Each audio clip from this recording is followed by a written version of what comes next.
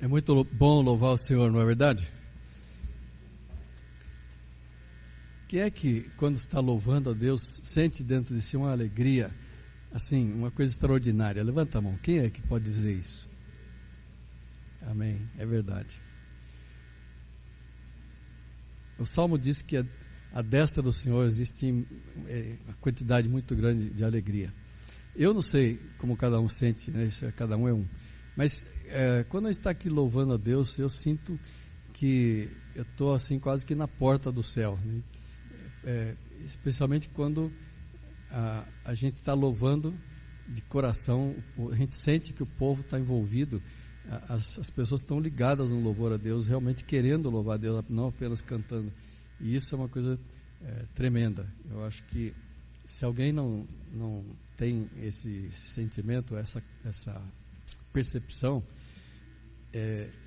eu creio que é importante que busque compreender essas coisas e se envolver com as coisas do Espírito de Deus, porque você, sem dúvida, você vai sentir cada vez mais que você está na presença de Deus, você não está aqui simplesmente junto com um grupo de gente cantando. Deus está aqui recebendo o seu louvor, e isso é maravilhoso. Vamos abrir a nossa Bíblia na carta aos Hebreus, num texto bem conhecido, capítulo 10, e vamos ler.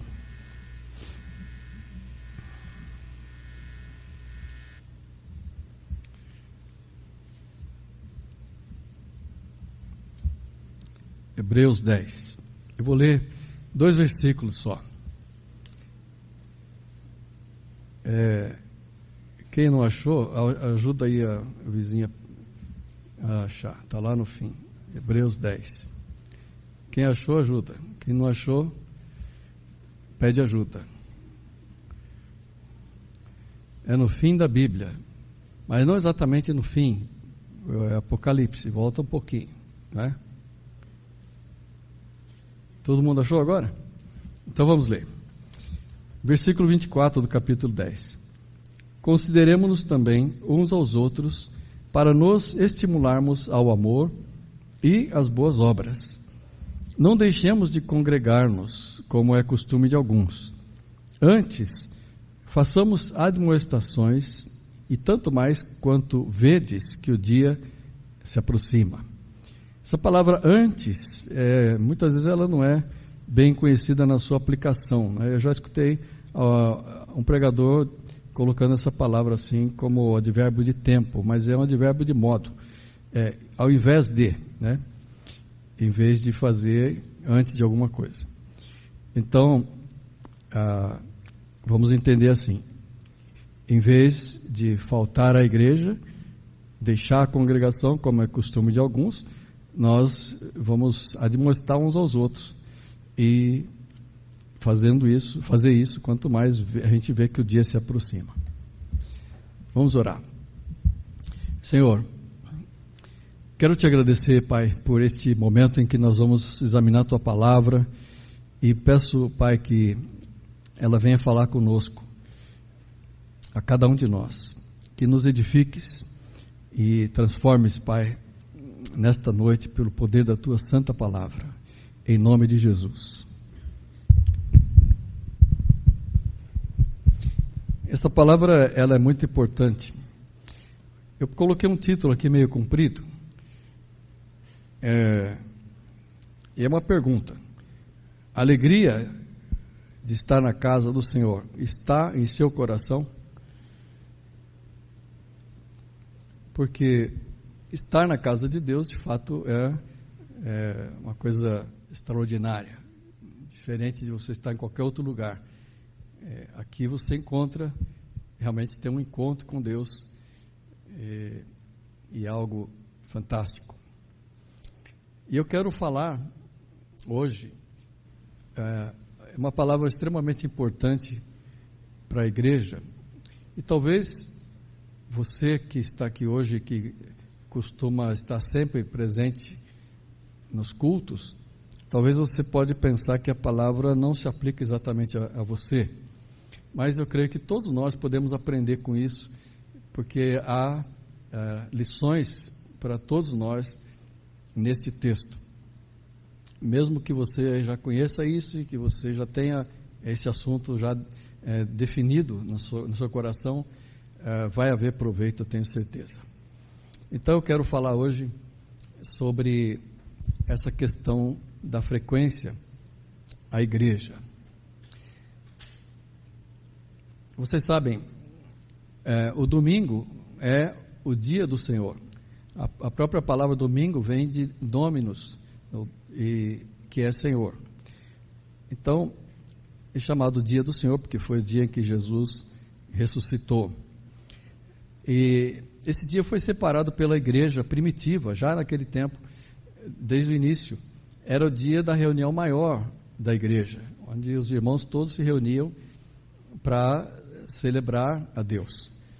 E vocês sabem que existem alguns grupos de pessoas evangélicas, ou que creem em Jesus também como seu Salvador, que preferem manter o seu dia de culto maior no sábado. Porém, nós temos evidências no próprio Novo Testamento de que as reuniões maiores que a igreja fazia no início, elas eram mesmo no domingo.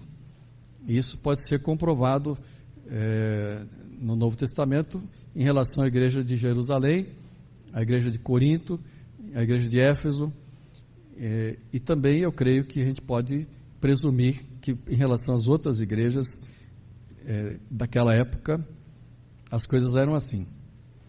Porém, em nossos dias, nós sabemos que as coisas já não são tão firmes como naquela época, porque o povo realmente se reunia. Quando você lê lá em Atos, você vê a descrição que Lucas faz de Atos, dizia que os irmãos estavam todos reunidos. Aquelas várias reuniões, quando Deus manifestava o poder dele, as pessoas estavam juntas. E quando o Espírito Santo foi derramado, e em outras situações também os irmãos estavam juntos. Aqui, nos dias que nós vivemos, já houve tempo em que nas igrejas evangélicas, e eu posso dizer isso de testemunho, não é história, é testemunho que eu vivi,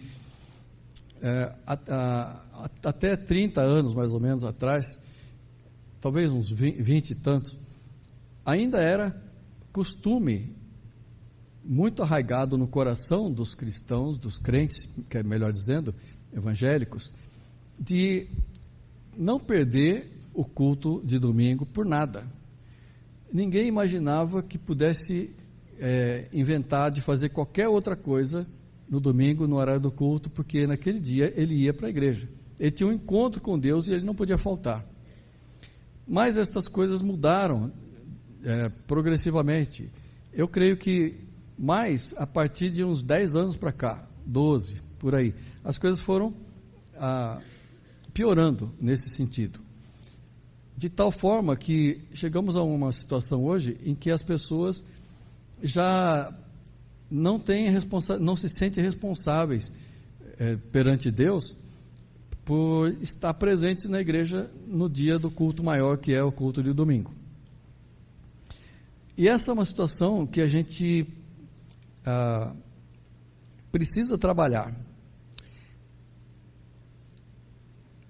porque é uma situação que prejudica a igreja e prejudica os próprios cristãos, porque essa mudança de costumes, ela traz uma situação espiritual para cada um dos cristãos, daqueles que não têm essa firmeza de participação, e que o seu crescimento espiritual, ele não só se revela que ele está aquém do que deveria, como também ele cresce mais devagar, justamente pelo fato de ele não estar frequentando a igreja como deveria. Então, pelo fato de ser algo importante, nós precisamos trabalhar essa situação, porque ela tem que ser mudada para o bem da igreja e de cada crente individualmente. O que é o sábado? Vamos meditar um pouquinho sobre isso. O sábado, que depois foi transferido para o domingo, é aquele dia que Deus determinou de descanso, desde o início. Vocês se lembram da narrativa de Gênesis, que diz que Deus criou tudo em uns 6 dias e no 7º ele descansou. Quando ele deu a lei através de Moisés, o próprio Deus determinou que o sábado deveria ser santificado para ele, e que ninguém deveria fazer obra nenhuma, sob pena de morte. Porém, quando Jesus veio, vocês sabem, e ele celebrou um novo pacto com a humanidade, e a lei ficou para trás, e hoje as coisas mudaram. A doutrina hoje é diferente. Como Paulo escreveu, e ele ensinou em Romanos, no capítulo 14, e também na carta aos Colossenses, que hoje todos os dias são iguais. Qualquer dia é um dia. A questão é, a igreja determinou lá atrás, culturalmente, não teologicamente, a igreja determinou que o dia do culto, o dia dedicado ao Senhor, seria o domingo. Então nós não temos medo de dizer que o sábado hoje é o domingo, desde aquela época. Então, mas isso é bem importante que a gente deixe frisado o fato de que é uma questão cultural, de implantação feita pela própria igreja, não é uma questão teológica, doutrinária. E esse culto, o culto de domingo, ele tem que ser valorizado, porque de fato ele é o culto maior da igreja. É o culto em que a ceia, por exemplo, é celebrada. É o dia em que Paulo escreveu que as pessoas deveriam trazer a sua oferta, separar a sua oferta, incluindo o dízimo, trazer isso para a igreja. É o dia em que as atividades maiores da igreja são vividas, as coisas mais relevantes, os testemunhos, são todos feitos nesse dia. E é por isso, por causa dessa importância da reunião de domingo, que o escritor da carta aos Hebreus fez essa admoestação. Porém, vocês não pensem que essa questão de faltar à igreja é uma questão nova, que veio só nos tempos atuais. Já naquele tempo, havia pessoas que achavam que podiam viver o seu cristianismo sem participar da igreja. Mas aí é uma situação radical. Eram pessoas que simplesmente tinham fé, se consideravam cristãs, mas não tinham o hábito de participar, de frequentar a igreja. E isso, com certeza, foi o que moveu o escritor da carta aos Hebreus a colocar esse texto: não deixe de se congregar, não, como alguns fazem, porque a congregação, ela é algo extremamente importante para cada um de nós. Hoje em dia, o que está acontecendo é que pessoas, eu não sei quais eram as alegações naquele tempo, mas hoje muitas pessoas encontram um pretexto para não vir à igreja. Eles foram evangelizados, eles creram, talvez até foram batizados, e por alguma razão eles não tiveram muita felicidade em frequentar a igreja, encontraram problemas, e então tem um pretexto para não vir à igreja, nem se associar à igreja, nem ser membro, nem nada. Então as pessoas dizem: eu não vou à igreja porque a igreja está cheia de hipócritas. Outros têm outra desculpa: a igreja é mal administrada, ou existem pessoas mal educadas, eu fui mal recebido. Ou então elas podem alegar que até mesmo a igreja só pensa em arrecadar, tirar o dinheiro das pessoas. Então, existem muitas desculpas e muitos pretextos para essas pessoas que não querem participar da igreja. Porém, é muito importante considerar aquilo que Deus quer de nós. Deus não nos chamou para participar dentro de uma igreja para ficar olhando para as pessoas, mas nós temos que olhar para Ele. Nós não temos que viver em função daquilo que as pessoas pensam, acham ou fazem, mas nós temos que pensar e agir de acordo com o que Deus quer que nós sejamos. E hoje, pessoas que não querem frequentar a igreja por razões erradas, na verdade são todas razões erradas, elas têm os seus motivos. Semana passada mesmo, uma irmã daqui da igreja foi numa médica e no meio da consulta, conversando assim, ela sentiu que aquela pessoa tinha um jeitão de crente. Tem fé, isso aí. Aí ela perguntou e realmente essa pessoa disse que ela era cristã, mas que não estava afiliada a igreja nenhuma, quando perguntada. Então, ela não disse as razões, mas com certeza essa é uma daquelas pessoas que teve uma experiência ruim e abandonou a disposição de frequentar a igreja por causa disso. Porém, a vontade de Deus não é essa. A vontade de Deus é que nós o sirvamos e vivamos a vida cristã através da igreja. A vida cristã não é vivida, não pode ser vivida, considerada a igreja algo que pode ser dispensado, de jeito nenhum, porque foi Deus que estabeleceu a igreja, e a maneira de nós servirmos a Deus é através de uma ligação, de um pertencimento à igreja. Então, se você que está aqui hoje, estou falando aos membros da igreja, se você é membro da igreja, obviamente, você não escolheu o outro caminho, você escolheu pertencer a uma igreja. Tudo bem, até aí. Porém, Deus deseja que você, como participante da igreja, como membro da igreja, que você se envolva com a igreja e que você seja responsável por participar nas atividades da igreja, em especial o culto de domingo. Sendo assim, eu quero dar para vocês 3 razões para vocês priorizarem nas suas vidas o culto de domingo.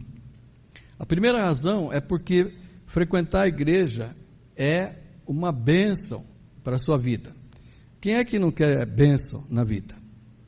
Frequentar a igreja traz bênção. A igreja é uma bênção, porque ela, no domingo, no culto de domingo, ela traz para você uma grande alegria por você estar na presença de Deus. E se você não tem alegria por estar na presença de Deus, então você deve se preocupar muito, porque a fonte da nossa alegria é o nosso Deus. É ou não é? Qual é a fonte da sua alegria? Pensa nisso agora. Então, o estar reunido com os irmãos no culto maior da semana, no domingo à noite, é fonte de alegria. Deve ser o destaque, deve ser o ponto alto da nossa semana. E isso é testemunhado nos Salmos. Se você está acostumado a ler os Salmos, lá esse assunto está mencionado. E é exatamente assim que as coisas são. Eu quero ler para você o Salmo 122, no primeiro versículo. Diz assim: alegrei-me quando me disseram, vamos à casa do Senhor. Será que você tem alegria de sair na sua casa, se aprontar e vir para cá para prestar culto a Deus? Pensa bem nisso. Ou você está vindo como alguém que vem só para bater o ponto, porque está acostumado e precisa, o que o pastor vai falar? Vão ligar lá em casa? Será que é essa a razão? Ou você tem alegria, como o salmista diz? O outro texto é Salmo 133, 1. Ele diz assim: ó, quão bom e quão suave é que os irmãos vivam em união. E não é possível viver em união com meu irmão se eu não tenho comunhão com ele. Eu não encontro meu irmão no culto, eu não vejo meu irmão nunca. Como é que eu vou ter comunhão? É bom ter união, mas essa união precisa ser trabalhada, ela precisa ser providenciada. Vir à igreja é um grande privilégio para você. Aliás, melhor dizendo, vai ser uma grande bênção para a sua vida, porque é um grande privilégio adorar a Deus com os irmãos no templo. Pensa bem, olha em volta. Essa semana, o Djalma com outro irmão, eles trocaram todas as lâmpadas. Você já olhou para cima? Olha, está tudo, não tem nenhuma lâmpada falhada, tinha algumas queimadas, está tudo reposto. Ar-condicionado, cortinas, acústica trabalhada, tudo feito para o conforto de você, para você ter conforto de vir à casa do Senhor e louvar a Deus sem nenhuma perturbação. Mas vocês sabem, meus irmãos, que lá na China, o governo da China está destruindo os templos. Você imaginou se viesse um dia qualquer, aquele tratorzão com aquela mão e viesse destruir a igreja? Eles estão passando por isso. E nós temos um templo dado por Deus para nós nos reunirmos e ter alegria na presença dele. É um grande privilégio que nós temos aqui no Brasil, porque em muitos lugares do mundo os crentes não só não têm um templo, mas são proibidos de ter, são perseguidos, são mortos e proibidos. É um grande privilégio também ouvir a palavra de Deus falando ao nosso coração, como você está ouvindo agora.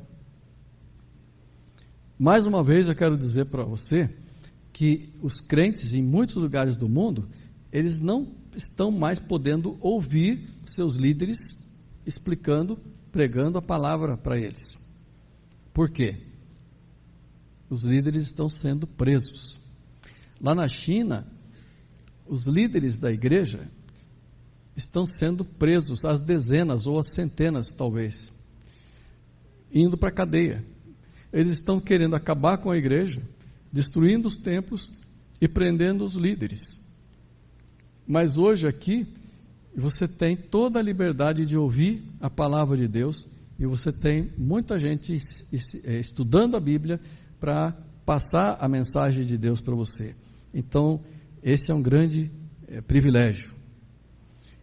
E eu queria que você ouvisse a palavra de um salmista anônimo, a gente não sabe quem é, o que é que ele falou a respeito de estar na casa de Deus. O Salmo 84:10 diz assim: porque vale mais um dia nos teus átrios do que 1000. Preferiria estar à porta da casa do meu Deus a habitar nas tendas dos ímpios. Esse salmista, ele amava tanto estar na casa de Deus, que ele não se importava até mesmo de ficar do lado de fora. Se ele viesse para o templo e não tivesse condição de entrar, mas ele ficasse só no portão, só o fato de estar ali, ele diz que é melhor do que estar longe dali, compartilhando a sua vida, ou vivendo a sua vida com pessoas que não têm nada a ver com a casa de Deus. E infelizmente às vezes acontece de crentes, aconteceu aqui nessa igreja, caso concreto que eu soube, que o sujeito não veio ao culto, talvez até mais do que um, porque era a final do campeonato e o time dele estava jogando, e ele estava lá no meio dos ímpios, ao invés de estar na casa de Deus. Pense, meus irmãos, o que isso significa diante de Deus.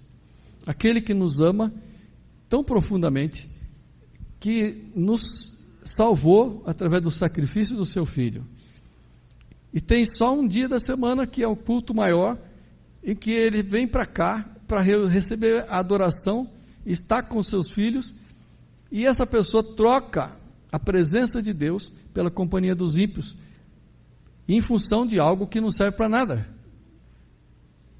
Porque que valor tem um título de um campeonato ganho por um clube? Nada. Daqui a 5 anos ninguém sabe quem foi o campeão e também não se lembra, não quer saber e não serve para nada. Pensa em que quantas vezes nós podemos estar agindo de uma maneira tão impensada, tão irresponsável para conosco mesmo, ao trocar Deus pela vulgaridade e pela inutilidade das coisas deste mundo. Pense nisso. A segunda razão para frequentar a igreja é que isso traz encorajamento. Vamos ler o versículo 24. Consideremo-nos também uns aos outros para nos estimularmos ao amor e às boas obras. O cristianismo, meus irmãos, é algo para ser vivido em comunidade. Todos conhecem aquela ilustração da fogueira, da brasa, né? Você tira a brasa da fogueira, ela vai apagando. Se você põe ela de volta na fogueira, ela revive. É exatamente assim que acontece com a nossa vida. Se você deixa de participar dos cultos, deixa de vir à igreja, deixa de ter comunhão com os irmãos, ouvir a palavra e tudo aquilo que representa essa participação na igreja, você vai esfriando espiritualmente. E cada vez mais você está querendo se afastar, cada vez mais você tem menos vontade de vir à igreja. E o contrário também é verdadeiro. Quanto mais você se envolve com Deus, quanto mais você está com o povo de Deus, quanto mais você está ali voltado para aquilo que é relevante, que é espiritual, aquilo que edifica, mais você quer. Deus nos chamou para isso, e não para a omissão. Pense bem nisso. E você estar aqui na igreja é algo que vai produzir modificação na sua vida. Agora, o escritor fala como esse encorajamento virá para a vida do cristão. O versículo fala: consideremo-nos também uns aos outros com algum fim, que é para nos estimularmos ao amor e às boas obras. Essa palavra consideremo-nos, eu fui pesquisar, ela não explica bem, talvez outras versões, não sei a versão que você está lendo aí, mas a palavra consideremo-nos, ela pode ser entendida melhor com a palavra interessemo-nos. Você tem consideração por alguém, então, nesse sentido, você se interessa por alguém. Essa pessoa é relevante para você, ela não é uma pessoa que você ignora. É nesse sentido que a palavra nos está falando. Então, quando você vem para a igreja, há necessidade de você interagir. Você não pode simplesmente, ou não deve, entrar e sair como um estranho, ir embora e não fala com ninguém. Não é isso que é requerido, não é isso que é ensinado na palavra de Deus, mas a palavra diz que nós devemos interagir. Em vários outros lugares a Bíblia fala da ação de um irmão sobre o outro, no sentido de pôr ele para frente, de orientar e de aconselhar e tanta coisa que a gente pode fazer. Agora, como é que isso pode funcionar? Como é que esse interesse pelo irmão vai nos trazer encorajamento? Duas formas o texto fala. O primeiro é através do amor. Quando você vem para a igreja, você tem a oportunidade de demonstrar o seu amor para alguém. Então pensa o seguinte: no dia que você falta à igreja, pode ser que ali, vizinho do lugar onde você costuma se sentar, sentou um irmão que naquele dia, justamente naquele dia, ele passou por uma grande tribulação e ele está precisando de alguém que olhe para ele, perceba a sua necessidade, converse com ele e dê uma palavra de ânimo, ou talvez até ore com ele. E você é essa pessoa e naquele dia você não pôde demonstrar o seu amor, você não pôde repartir o amor de Cristo que está em você pelo Espírito Santo com aquele irmão, porque você não estava presente para ajudar. Só que pode acontecer também o inverso. Pensa na questão, um dia pode ser você que está necessitado de uma palavra, de um ânimo, de uma mão que te levante, e você não tenha. Mas quando todo o corpo de Cristo tem essa mesma disposição, o amor, ele vai se manifestar e as pessoas serão encorajadas. A palavra encorajamento é uma palavra muito significativa. Encorajar é você dar força para alguém, para ela ir em frente. Isso é uma coisa emocional, o encorajamento é emocional, e isso só vem através do relacionamento. E como é que eu posso me relacionar com o irmão se eu estou ausente? Como é que eu posso dar encorajamento se eu estou ausente? Como é que eu posso receber encorajamento estando ausente? Eu tenho certeza que muitos de vocês, se eu perguntar, vão dar testemunho de um dia em que você estava completamente derrubado, alguma coisa aconteceu, você estava lá para baixo, e você veio para a igreja assim mesmo, e quando você chegou aqui, alguém conversou com você, alguém orou por você, ou a palavra falou com você, e você saiu outra pessoa. Quem já teve essa experiência? Levanta a mão. É assim. Vê como é importante que a gente esteja na casa de Deus.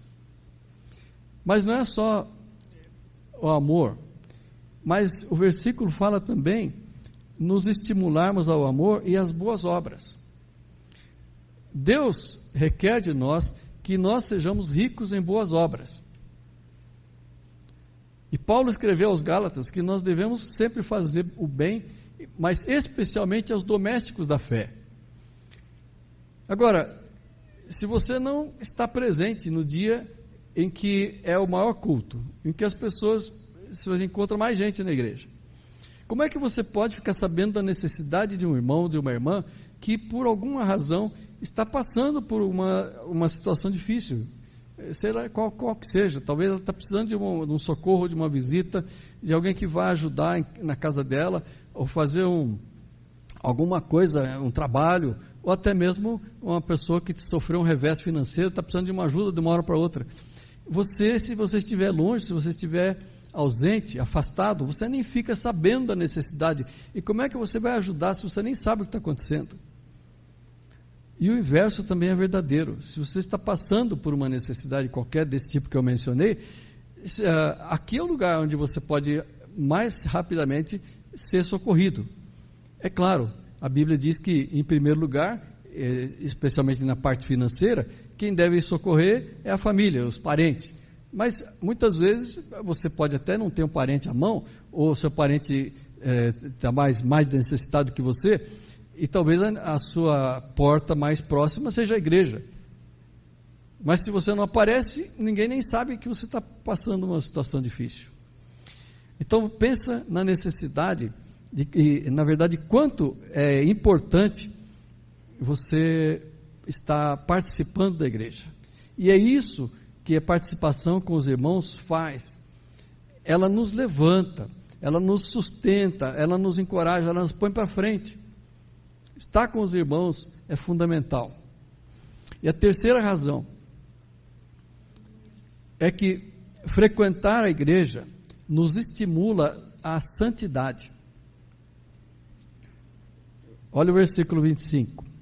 Não deixemos de congregar-nos como é costume de alguns, antes façamos admoestações, e tanto mais quanto vedes que o dia se aproxima. Que dia é esse que se aproxima? É o dia do arrebatamento da igreja. Jesus disse que ele virá como um ladrão, de surpresa, sem aviso, não haverá aviso prévio. Ele deixou isso bem claro várias vezes, inclusive na parábola das 10 virgens. Daí a razão pela qual devemos estar sempre preparados. Quando você frequenta a casa do Senhor regularmente, a palavra de Deus está sempre falando ao seu coração. E Deus está tocando nos pontos fracos da sua vida. E Deus está mostrando onde você precisa se consertar, para que você possa estar preparado para aquele dia. Porque aquele dia pode chegar a qualquer momento. Deus, na sua sabedoria, Ele não revelou, não deixou indício nenhum sobre o dia da vinda de Jesus para arrebatar a igreja. Mas tem um propósito isso. Não é que Ele esqueceu, ou Ele gosta de brincar de esconde-esconde. Ao contrário, Ele quer nos deixar sempre na expectativa para que a gente possa tomar cuidado com a nossa vida, ter preocupação com a nossa vida e buscar estar em condições o tempo todo, porque Deus quer santidade na nossa vida. Sede santos como eu sou santo. Mas se você não vem à casa do Senhor, essa situação ela fica parada na sua vida e você corre o risco de não estar bem preparado. Aliás, você sabe que, a despeito do arrebatamento ser imprevisível, a nossa morte também é imprevisível. Ninguém sabe o dia de amanhã, ninguém sabe se vai estar vivo amanhã, nenhum de nós. Então, a razão para estar preparada, para cada um estar preparado, é dupla. Tanto Jesus pode voltar a qualquer momento, como Deus pode requerer a minha vida a qualquer instante. Então eu tenho que estar preparado. Mas a Bíblia fala que nós devemos fazer exortações. Acabamos de ler esse texto. Que exortações são essas? Exortações aos irmãos que estão faltando. Se você sabe que o seu irmão não veio, procure o seu irmão. Saiba por que ele não veio. Pode ser que ele tenha um motivo justificado. Certamente hoje tem pessoas que não vieram por qualquer razão justificada. Eu sei de irmãos que me avisaram semana passada que essa semana eles iam viajar para longe, para algum lugar. Não tem como eles estarem aqui. Mas se você sabe que o seu irmão não veio simplesmente porque ele não teve vontade, não quis, hoje eu não vou. A Bíblia está falando, faça a exortação, chame o seu irmão, fala: irmão, está perdendo. Deus quer que você participe da comunhão do corpo de Cristo. Você tenha uma palavra de exortação para chamar o seu irmão de volta à realidade. Ele não sabe o que está perdendo, ou se ele sabe, ele está tentando fingir que não sabe. Então traga o seu irmão a pensar sobre a necessidade de estar aqui oferecendo culto a Deus. E eu quero agora encerrar fazendo para você um desafio, que você vai se desafiar a si mesmo, um desafio de provar a si mesmo que você de fato tem amor a Deus. E eu quero pôr em dúvida para esse desafio, diante de você, a quantidade de amor a Deus que você tem, para você mesmo medir. Porque se você falta à casa do Senhor por qualquer motivo, sem ter um motivo real, então você deve começar a duvidar de quanto você ama a Deus, de quanto você é grato a Ele, por tudo que Ele é e pelo que Ele fez a você. Pensa nisso. E eu quero dizer o seguinte: se você estiver doente, sem condições de sair de casa, ou, obviamente, está ausente em outro lugar, em outra cidade, faltar ao culto é totalmente justificado, não é disso que eu estou falando. Mas, se você não tem nenhuma situação como essa, eu queria propor para você que você trabalhasse a sua vida no sentido de que você não deixe mais de vir à igreja, não se ausente nunca mais dos cultos de domingo. E a nossa igreja possa voltar a ser como ela era no princípio. No princípio da igreja, nos anos 80, não precisava contar para ver quem veio e quem não veio. Todo mundo vinha.